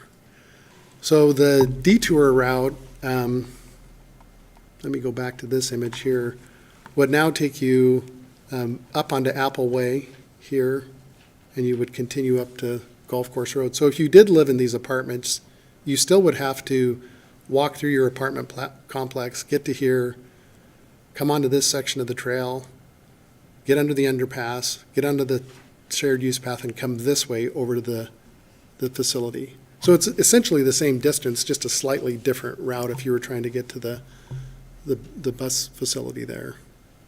Yeah. But you're thinking the recreational trail, I'm sorry, Mr. Mayor. Go ahead. You're thinking the recreational trail, though, would go the way that you have highlighted it there? This segment of trail could still be used. It could be for all recreational, purposes? yeah. It's just that when you were headed northbound, if you were on the Prairie Trail here and you were running through the park, when you got to Suzanne, you would need to turn right on Suzanne. You would take John Loop over to here, hit Riverstone Drive, cross at the signal, because it's safe. Then you would walk down what is a portion of the Centennial Trail here, walk underneath the bridge, and pick up the Appleway connection, and get onto Appleway, and take this loop here. So it's not Much better. ideal. Much better than the first one. I understand it's more expensive, but, boy, such disruption. And I guess we could all get on board with that again, short-term pain for long-term gain. But you really are a tremendous amount of people that use the trail, not just for recreation, but out of necessity. And as we talked through this with Bill Greenwood, it was important that Bill wanted and Troy wanted to see this option brought forward. There is this balance that Ignite needs to work through at the additional cost of putting that together. Because there is, you can imagine having 2 flaggers stand there the entire day while they're operating for 3 months. Just the flagging costs will exceed $100,000. Yeah. Dan? Just, No, yeah, I really, The other Dan. oh, Dan one, okay, go ahead. Thank you. If you could go back to the slide showing the alternate route. Let's see. Just want to let you know that the people in that neighborhood there where you have the loop around have Yes. complained to the council for several years now about people using that as a cut-through. And I don't know about just bikers or people walking, if someone wants to walk that, but we're probably going to get a lot of feedback if that is an alternate route. I actually drove through there today looking for an alternate route, and I thought maybe my neighbors won't appreciate me, but I thought, God, you know, my street probably would make most sense because of that concern. But I like the option you just gave us with the flaggers. Dan? Yeah, true. I had not seen that option, and as somebody, lives in Coeur d'Alene Place, we go down there, and it is, I mean, people can't appreciate unless you've used the trail of the people of all different abilities that use it all the time. So, yeah, it's a big deal, and in my mind, yeah, if we got to pay something more, that's just a much more acceptable, and I guess I'm not sure, kind of like when they build the Olympic venues, is there something that, when it's all said and done, that will be left over for going forward? Because that's a nice add-on. Yeah, it's, and maybe I didn't make that clear enough, Councilmember English. This alignment here, that general idea is one that's been in Monty's master plan, shared use pass master plan, this document here. So it's been part of your plan. I think, like a lot of things in the city, the funding has not allowed it to happen. Under our current configuration, because of the time of year it is, we would envision, we would have to grade it. So you can imagine the grading, the subgrade, the base rock would all be prepared. And so people could walk on it, walk your bike on it potentially, but it would not be paved because the paving plants aren't open at this time of year. If the city chose to pave it in the future, that might be your share of the project. But the base of it would be there, ready to be used for a permanent installation. And also, I would say with Christie, with that, that other potential detour that we've had a lot of feedback. Is that McMahon? I forget the name of the street, Masters. but, pardon? Isn't it Masters? Yeah, I think so. but, and it's one thing that, we're stuff that we can't avoid and stuff, but this, if we deliberately, made a detour, whether, bikes or whatever, no, I wouldn't want to be on board with that, but this one makes a lot of sense, so. Phil, what about running the trucks at night when the trail wouldn't be used? It's going to destroy the trail. So we, if you talk to the contractor loves that idea. He wants to start at actually 4 a.m. and he wants to run to 9 p.m. We anticipate that if we do that, this group of homes might hear, might phone council and have some thoughts to say to that. There probably will be, just because of the time frame we're trying to compress these movements into, there's probably going to be a combination of moving vehicles through here on the trail and on road if we're going to try to compress them. This detour route is going to add a little bit of complexity to our life as opposed to if it was just a straight shot. There's just another element of safety that the contractor needs to be concerned with there. Woody? So how long without the detour, just the original plan, how long would the trail be closed? 4 months, 3 months to haul material on it. And then we anticipate destroying the trail because of the number of trips that will be on it, so the asphalt would be destroyed. If you guys have been through there, you know how wide that corridor is. We'll be building some temporary shouldering in there in order to be able to bypass trucks through there. And so there'll be a remediation phase to go in there, pull out all the temporary features that were in there, rehydroseed it, and repave the trail in that segment. That will probably take 3 to 4 weeks to do that. So 3 months while trucks are moving on it and a month to repair it, which takes us to June 1. So the other plan was the long way on the red track. That was 4 months. That's also 4 months, but there's not any remediation necessary because we're doing everything on road. So we don't have to rebuild any streets or roadways to do that. So let me ask you the final question. So money, how does it pencil out cost-wise either route? This estimate, option 2 here, the yellow route, it was about $1 million less than the red route. So it costs us $1 million to make some folks uncomfortable because the trail, they can't walk on it. It will so to save $1 speak. million to go the yellow route. Gotcha. Yeah. So it costs us $1 million Oh, yes. for Christie's folks not to walk on the trail for 4 months. Is that kind of what it comes down to? If you were to go to the red route, you're right, it would increase the project cost $1 million. So we save $1 million by doing it the quickest, yellowest route. Right. But it offsets some of the folks that walk on the trail all the time. Correct. And you have to adjust for that. Is there a cost in that adjustment, all those extra things you've done? We haven't estimated that yet. Just the traffic control, I did do a quick traffic control number, just the flagging adds $100,000 to the project cost. So now you're down to $900,000 of saving. I can see we would spend another 150 to do some of the other things in there. But a portion of that would be a permanent facility, as Councilmember English pointed out. This would be part of the permanent facility right there. Gotcha. So you would have some long-term utility. Part of the trail system. Yes, sir. Yeah. Yes, sir. So this one you will have dump trucks hauling dirt, and pedestrians mixed together, but you got flaggers protecting them. Why does that not feel right to me? Well, it's both. That makes 3 of us because both Tommy LaRivia and I have a little bit of anxiety when we think about it. We're thinking through how to change that to make it more than flaggers. We're actually thinking that this would be fenced here and this would be fenced here with a gate in it, with the flagger actually maintaining the gate. So when someone comes flying through there on their bike, it would be, you would be warned up here. But when you got to that point, there would literally be a fence there that you could not get through until the flagger told you to get off your bike, took you to the gate, opened up the gate, and stopped the truck traffic so you could cross. Because it won't work just as typical flagging, because people don't bike riders don't expect a flagger on the trail. As a person driving through the city, when you see a flagger, you're kind of used to that because you're in your car. Here you wouldn't anticipate a flagger. So there's some more thinking to be done here, how to make it sufficiently safe.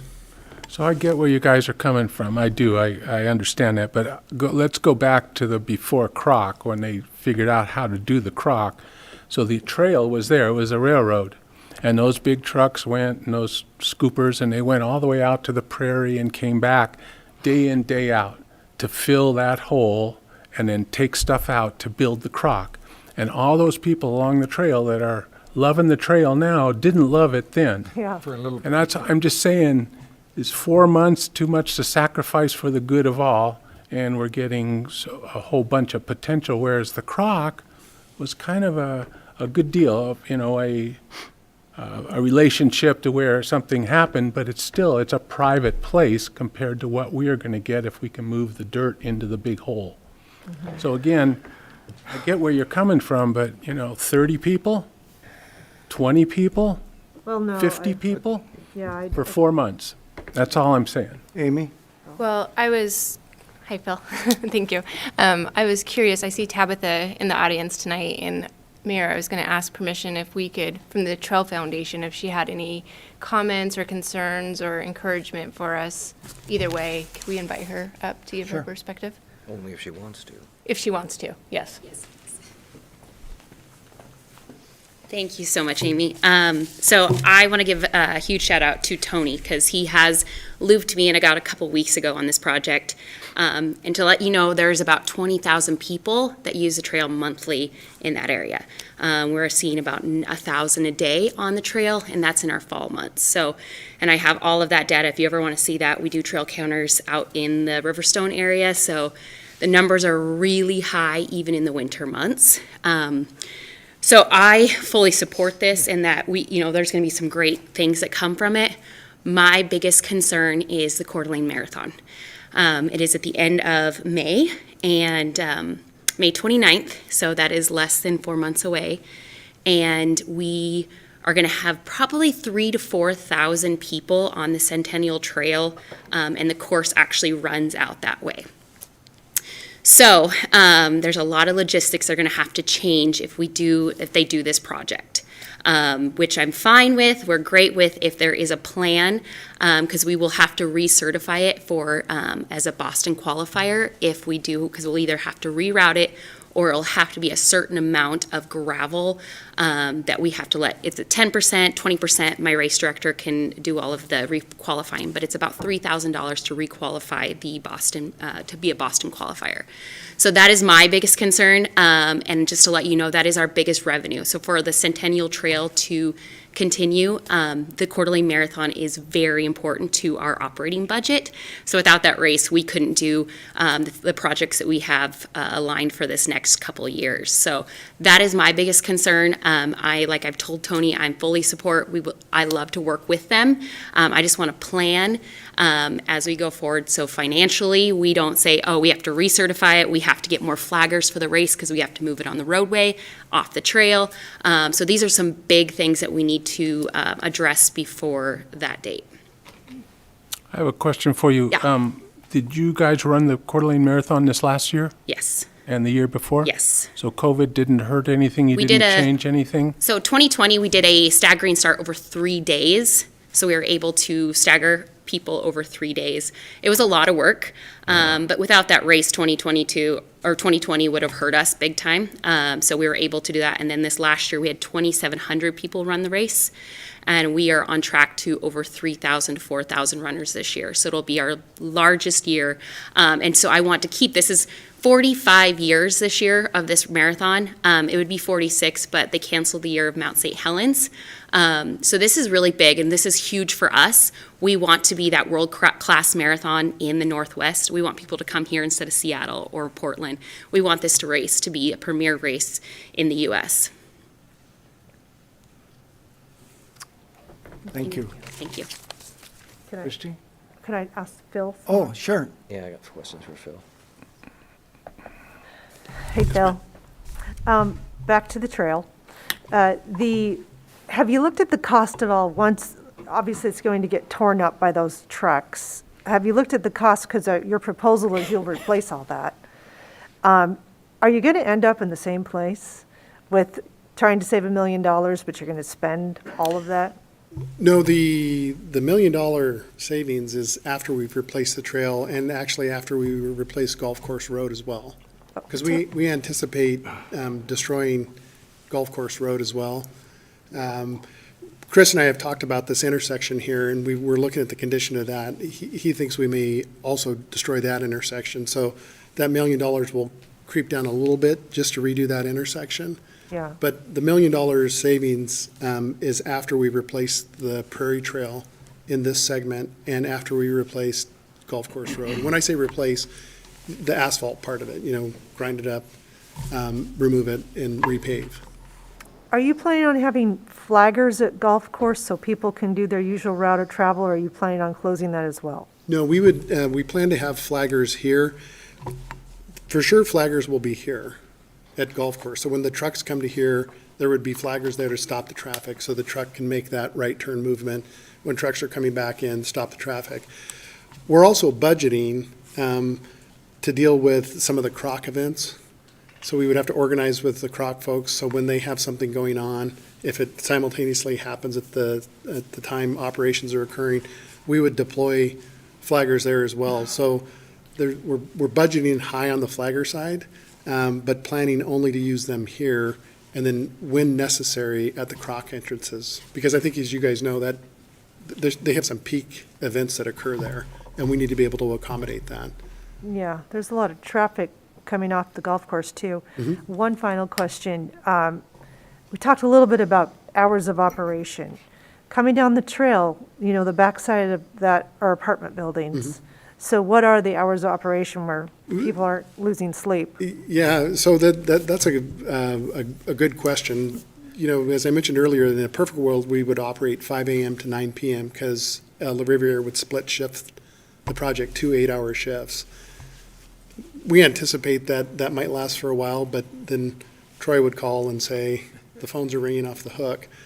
So the days would probably be reduced to 7 a.m. And probably stop at 4. We might incur some overtime expense if they have to move on to a Saturday to move the material out of there, or we'll end up splitting the routes. All the trucks will go this way.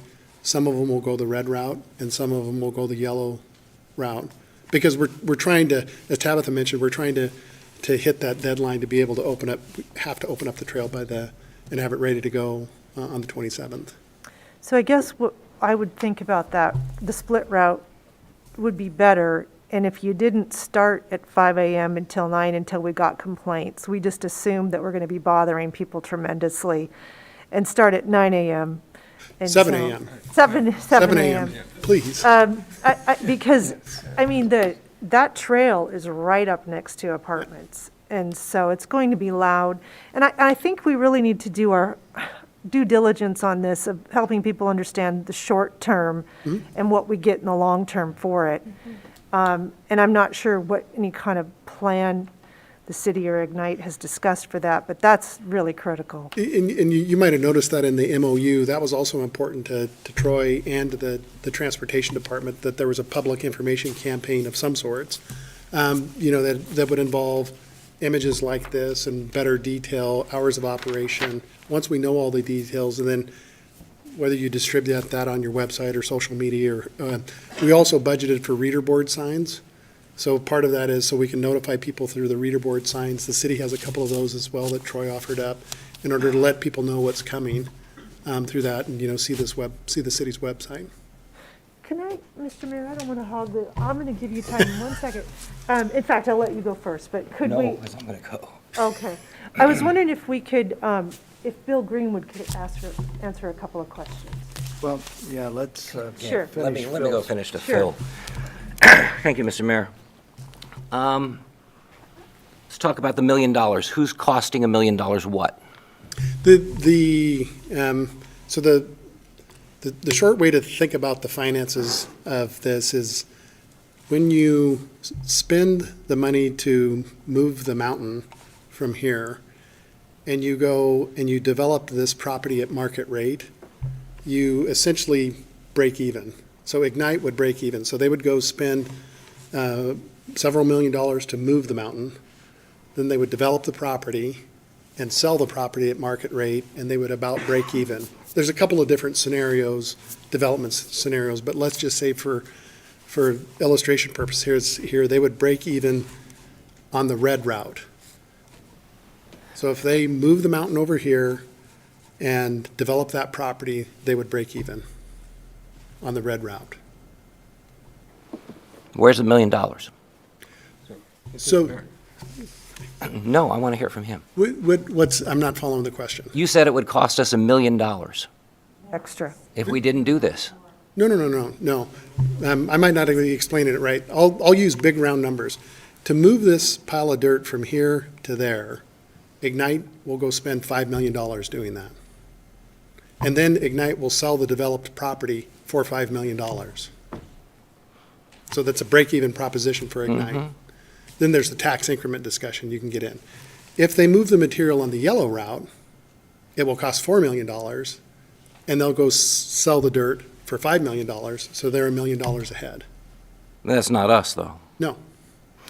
The big question I have, and I don't know who can answer this, is that Ignite would rebuild the Prairie Trail and Golf Course Road after the project. How can they spend money outside their district? I don't know if I can answer, well, I can kind of answer that question, because we actually asked the Ignite's legal counsel, and Tony might want to weigh in on it.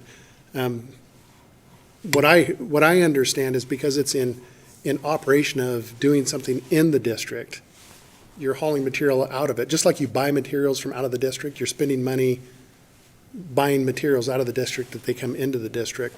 The same thing applies when you're moving materials out of the district. We're not talking about going to Home Depot to buy a hammer. We're talking about rebuilding a road with urban renewal dollars outside its revenue allocation area, which is forbidden by law. That's a question beyond my skill set.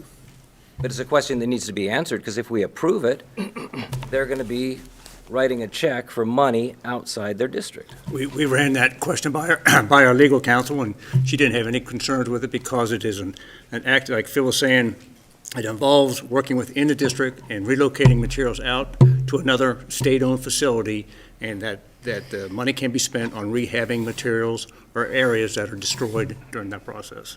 She has no concern. I do. Okay. You know, will it ever go away? I mean, it's just been going on, and now they're spending money outside the district, rebuilding a road. And of course, you know, council, we don't have to go that route. We can go the red route. And a question I would have for Phil is, can you run the red route 24 hours a day? That's probably more likely. There is a group of residential facilities along here on Celtice Way. Hotels? Yeah, and there's some. There's a senior home. Yeah, senior homes in there, but they're a little further away from the roadway, and you have the background noise of I-90 as well. So these vehicles running on Celtice Way aren't going to increase the noise much more than I-90. And you know, if you really dig into the noise deal, your guys' standard is 65 decibels at the location a person is hearing it. We actually probably wouldn't exceed that. So technically, we may not exceed the noise level even at these apartments, but that probably doesn't solve your problem. With a truck 3 times larger. Yeah. No, it seems to me the red option, I mean, I know it's going to take longer, I know it's going to cost them more money, but, you know, the original plan, the one we approved, said that Mount Hink was going to be a passive recreational area. Correct. And so if they want to do the spending to get their extra income, then they can do the spending, that's their decision. But I think as far as representing the public is concerned, I want to see the trail open. I don't want to see the marathon canceled or rerouted. I don't want to see people from those apartments complaining, and I don't want to see a lot of money being spent to reconstruct a trail that we don't have to reconstruct because we can just run it on the surface streets. Council, I know that this has come upon you rather quickly. And I think that the value to the city is in the filling in that hole.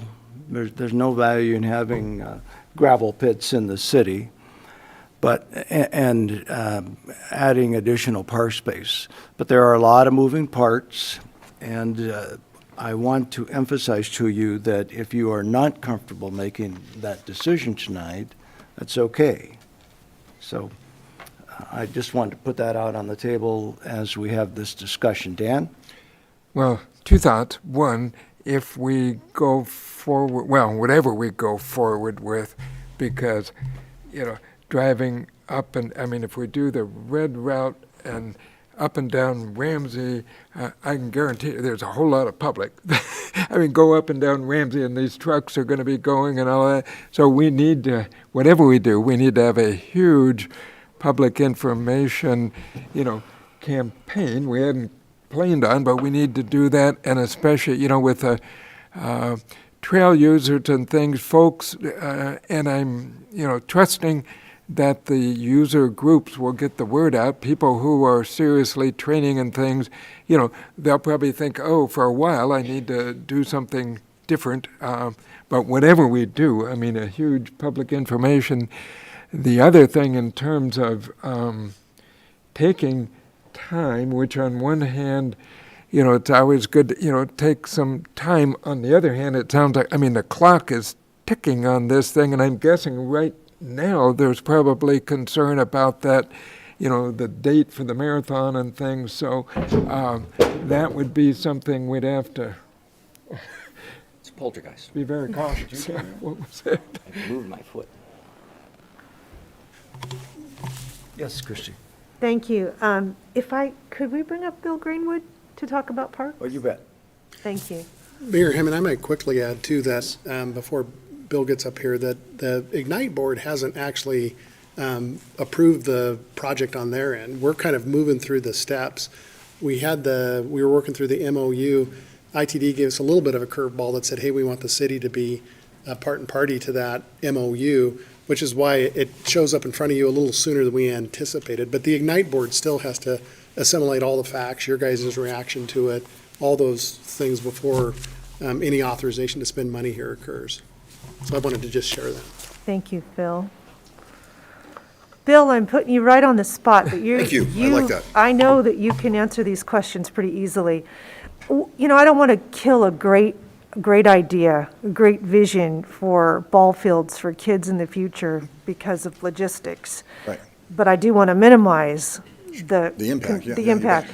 Can you talk about what we need right now in the city for ball fields and the use of ball fields and why this might be something we really want to grab onto? Well, it's something we talked about for a long time, and some of you may remember the Field of Dreams, and so we talked through that. And it didn't pencil, we didn't get the financing we needed at the time, but there's always been discussion about the need of a baseball field. We don't really have a baseball field except the one that we built at Ramsey Park. And so we get quite a few inquiries about a baseball field. This does a couple things. The tunnel underneath the road in the future for the Ramsey fields, we would increase one softball field with this because we lost a softball, we actually lost a soccer field when we put in the hardball field. It also would replace that, so we have a multi-use field. So we have a hardball, softball, baseball, and then multi-use field. So we have need for all of those things. The impact to the trail, it gives me some grief, absolutely, and I don't know how to get around it. There's one thing that I was toying with is that in order to satisfy the need for the marathon, it certainly doesn't help the public at large for 3 months, but we might be able to close operations down for several days, get that portion fixed up, and allow the marathon to run. That's something that I was just brainstorming with and thinking how we might be able to do that. But it doesn't help the neighborhood and the amount of people that traffic that trail all the time.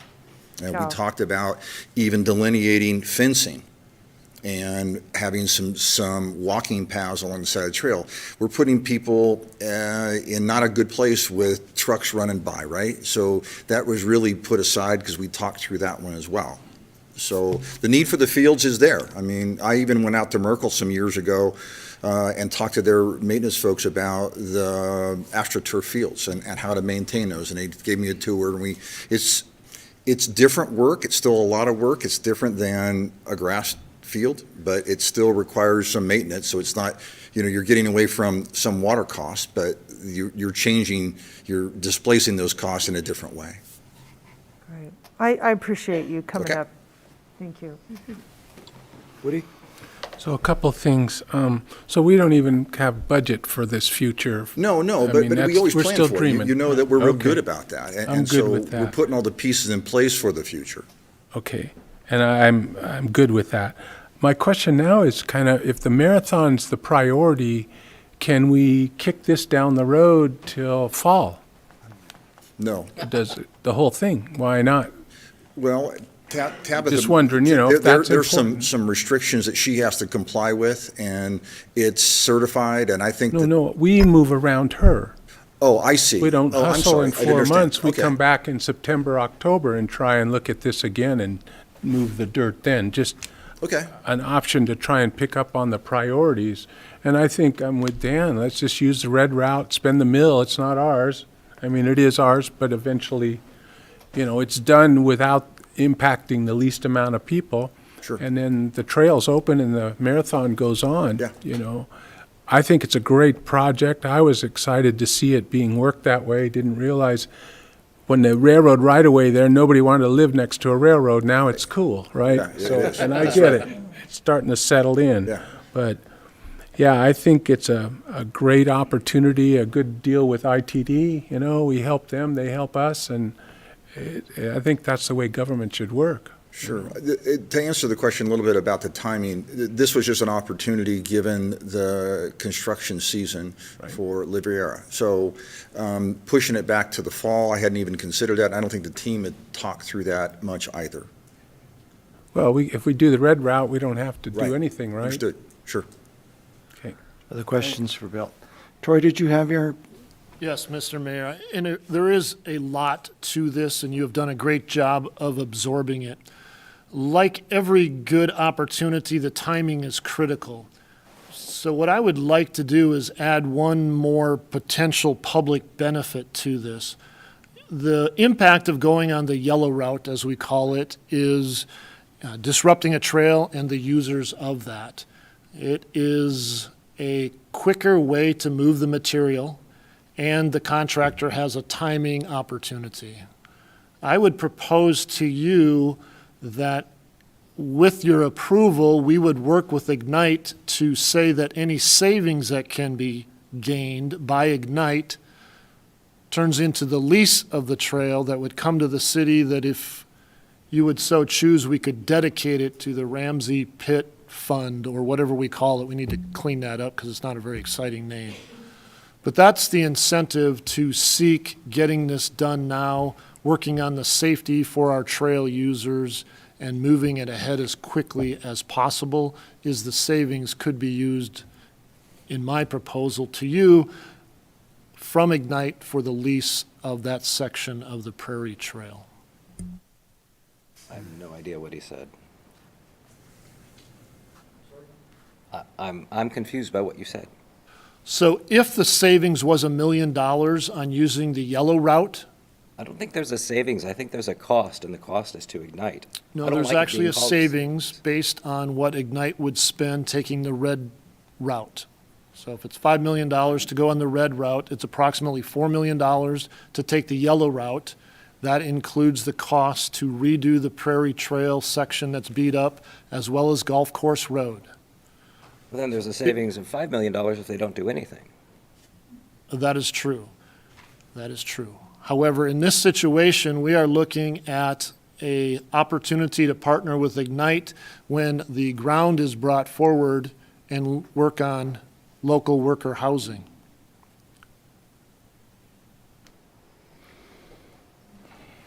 Where Mount Hink sits today.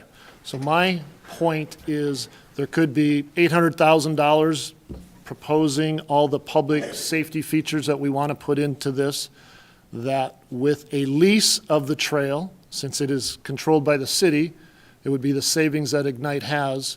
That would be your seed money for the redo of Ramsey Pit. Can someone tell me what Ramsey Pit is? That would be where the ball fields would go. Oh, that's up on Ramsey now. That's where we So the you $1 saw million would go to that. How would the $1 million go to that?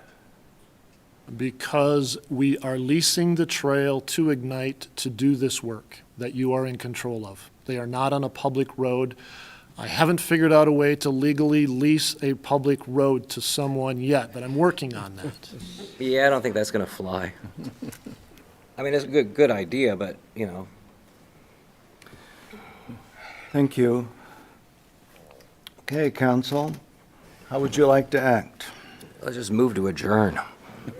Well, that's, You know, I think that part of our role is to look long-term. And we are sitting here struggling with, because we want to minimize the impact, but you need to look long-term and how it's going to benefit the community. And as the population grows and everyone with kids that wants to play ball, we have to plan for that. We just do.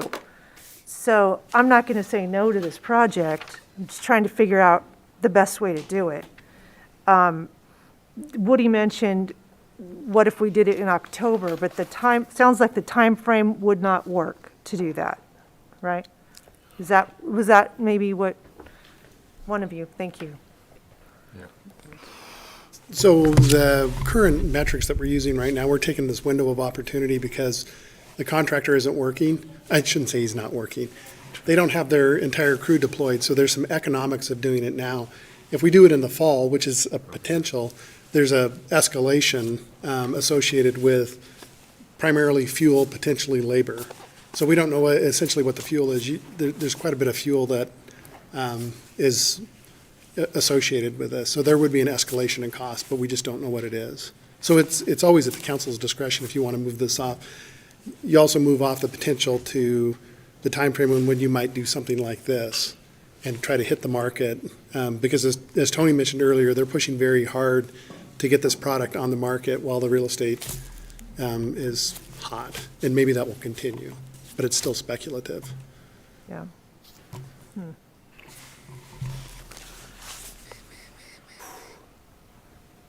Well, here, I could start with something. So first of all, the MOU is kind of a guarantee, because I know other people are looking into this. So we move forward, we're going to get it. We're not going to worry about them backing out. I'm just talking here, I'm not asking a question. I agree that remediating the Mount Hink stuff and moving it to the pit would be beneficial. I think that's great. Gives the Atlas site something else to build on, which is good. Gives us some more parks, which is great. I'd like to see the whole site come to us. I think that would be nice. And I guess that's part of the plan eventually. Troy's saying yes. My concern is for the trail. I think in my experience on this council, I've seen a lot of votes where we vote against the trail. And I'm thinking specifically of Tilford Lane, which I complained about at the time and said, no, we need to respect this trail. Ignite itself, I think, spent $2.5 million on the trail, the Prairie Trail. And that's what we're talking about right now. And even though it may seem painful and it may cost $1 million or all this other stuff, I really think the red route's the way to go. I don't want to see the trail destroyed. I don't want to see the road destroyed. I don't want to have to get all the complaints from people, the trail users and all that. Sounds like a lot. I don't want to lose the marathon. I know you're going to try hard to keep it going no matter what we screw up here. But I think the red route is, to me, that's the way to go. I know it's disappointing. I know it's going to take longer and cost more. But I think the impact is going to be less to the citizens and to the trail. My 2 bits. Christie? I can actually completely agree with that plan. We need to move forward with the project. I don't want to give up the project, but we also need to be respectful of the impact to people's lives. And so I would agree with Councilman Gookin and take the red route. Well, it would be helpful if you would make a motion to that effect, one of you. Well, I'll make a motion to approve Resolution 22010, approving a memorandum of understanding with ITD and Ignite CDA for the relocation of soil materials and sawdust from the former Atlas Mill property to the ITD pit at 1475 West Marie Avenue, taking the red route as recommended by council. Second? We have a motion and a second. Is there discussion on this motion? Yeah. Dan? Just, this is a time when I came here and I had the benefit, kind of knowing and at our Ignite meeting and, use the trail a lot. And, I don't think it's as simple as either way. And I think long-term, there's going to be benefit. But I'm at a point where I've changed from where I thought I was heading.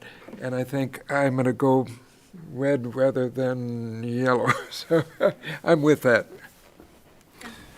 So the motion before us is to move forward with an MOU with ITD and to relocate the soils using regular streets rather than the trail. I just want to clarify, make sure that we're all on the same page. Okay. Any further discussion on the motion? Hearing none, would the clerk take the roll, please? McEvers? Yes. Gookin? Yep. Evans? Yes. Wood? Yes. English? Yes. Motion carried. Mr. Mayor, I'd like to make another motion. Since this is moving forward, the original plan for Atlas was to have Mount Hink be kind of a passive recreation area. I would like to, if I can, recommend that council have feedback regarding the future planning of this area with regards, I mean, things were mentioned earlier regarding high-density housing, workforce housing. I think I would like to see council weigh in on that. How would we go forward with that? Well, actually, I think just a motion asking that any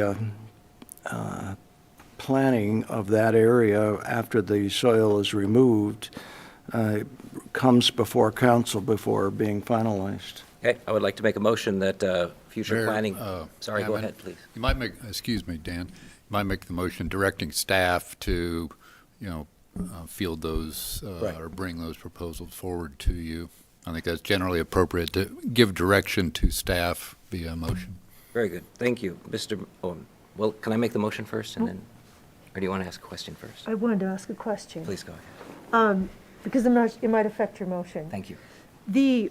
My understanding, and Mike, maybe you can clear this up, it was about a year ago that we turned over all that property to Ignite. So I'm not sure how we can direct at this point. Well, you can certainly direct staff. We'll pay attention to that. But, well, it's not really a legal question. I think it's Ignite is a subsidiary entity to the city or a related entity, and certainly the boards, in my experience, have worked closely together. So I would expect their feedback or they would listen to your feedback. Troy can save me on that one. Yeah, Mr. Mayor and council members, good input. There is the process includes all the thinking that we've been doing to bring this to you. So right now, we are anticipating bringing forward a planned unit development change to the Atlas Waterfront project, which would run through planning and zoning. So we have looked at the what-ifs as this thing continues to evolve, and you will see something that has density in this area. And so I can tell you that that's in process and is about ready to go in as an amendment to the plan. So we can sure share that with you as soon as it's drawn up. Mr. Mayor, PUDs are not appealed to council, so we would not see it. Motion to direct staff to inform council of the changes to this part of the plan. I'll second that. Motion and a second. So that's the Mount Hink piece. Yeah, so and legally, he's right. I mean, Mr. Gridley's right. We cannot direct the urban renewal agency to do anything. Right. We had that opportunity when we passed the plan, we didn't. So right now, we can just say, let us know what's going on, and then we can squeak about it all we want. And the plan's being changed, so it Yeah. makes sense, right? Well, the plan basically let them do whatever they want, so they can change it without informing us. The motion before us, though, is to ask that the Staff. Ignite Board in their activity seek our input before finalizing anything. Thank you. Any further discussion on the motion? All those in favor respond with aye. Aye. Those opposed with nay. Motion carries. Mr. Mayor, I'd like to move to be adjourned. Second. I have a motion and a second to adjourn. Any further discussion on the motion? Hearing none, all those in favor say aye. Aye. Opposed? Motion carries. We are adjourned.